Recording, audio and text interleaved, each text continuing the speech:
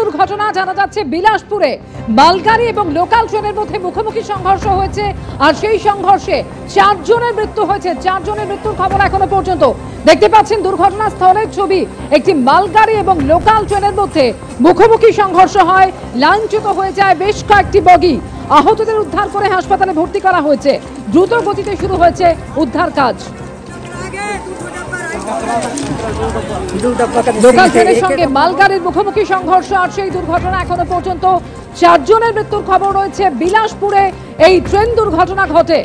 ইতিমধ্যে উদ্ধার কাজ শুরু হয়েছে, আহতদের ভর্তি করা হয়েছে হাসপাতালে। টেলিফোনে এই মুহূর্তে রয়েছেন আমাদের সঙ্গে প্রতিনিধি অরিত্রিক ভট্টাচার্য।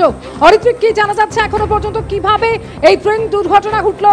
4 জনের মৃত্যুর খবর রয়েছে অরিত্রিক। দাদা, এখনো পর্যন্ত 4 জনের মৃত্যুর খবর পাওয়া যাচ্ছে এবং সংখ্যাটা আর একটু বাড়তে পারে এমনটাই কিন্তু রেলের তরফ থেকে ইতিমধ্যেই আশঙ্কা প্রকাশ করা হয়েছে।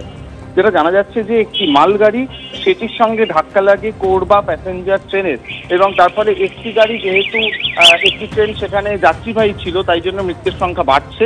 লালখান বলে একটি স্টেশন রয়েছে সেখানে, বিলাসপুরের কাছে, সেখানে এই দুর্ঘটনাটি ঘটে। ইতিমধ্যেই সেখানে রেলের উচ্চপদস্থ আধিকারিক থেকে শুরু করে উদ্ধারকারী দল পৌঁছেছে। সবাইকে উদ্ধার করার যে পদ্ধতি সেটা কিন্তু শুরু করে দেওয়া হয়েছে।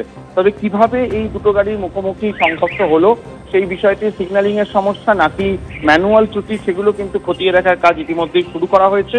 তবে প্রাথমিকভাবে যেটা চেষ্টা করা হচ্ছে যে দ্রুত উদ্ধার কার্য শেষ করার, এবং সেখানে কিন্তু ইতিমধ্যেই যেটা বলা হচ্ছে 4 জন ইতিমধ্যেই মারা গিয়েছেন, সংখ্যা আরো বাড়ার আশঙ্কা রয়েছে।